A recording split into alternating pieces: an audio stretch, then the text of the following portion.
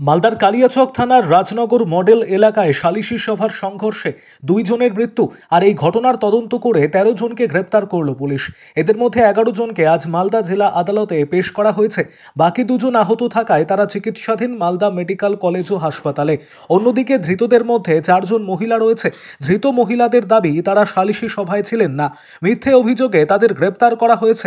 উল্লেখ্য, গতকাল সংশ্লিষ্ট এলাকায় জমিতে ট্রাক্টর ঢোকা নিয়ে বিবাদ, তার জেরে সালিশি সভা বসেছিল। সেই সালিশি সভার নিদান অনুযায়ী অভিযুক্ত শামসুল শেখকে কান ধরে উঠবাস করতে বলা হয়। অভিযোগ এরপরই সালিশি সভার নিদান না মেনে শামসুল শেখ এবং তার দলবল অভিযোগকারী একরামুল শেখ এবং তার পরিবারের ওপর হামলা করে। ঘটনায় একরামুল শেখের মৃত্যু হয় ঘটনাস্থলেই। মালদা মেডিকেল কলেজ হাসপাতালে চিকিৎসাধীন অবস্থায় গতকাল রাতে মৃত্যু হয় বাদশাহ শেখের। এই ঘটনায় আহত হয়েছিল আরও 6 জন। এখনো পর্যন্ত এই ঘটনার তদন্তে নেমে পুলিশ 13 জনকে গ্রেপ্তার করেছে বলে জানা গিয়েছে। আরও আপডেট থাকতে আমাদের ভিডিও শেয়ার ও ফেসবুক পেজটিকে লাইক করে ফলো করে দিন।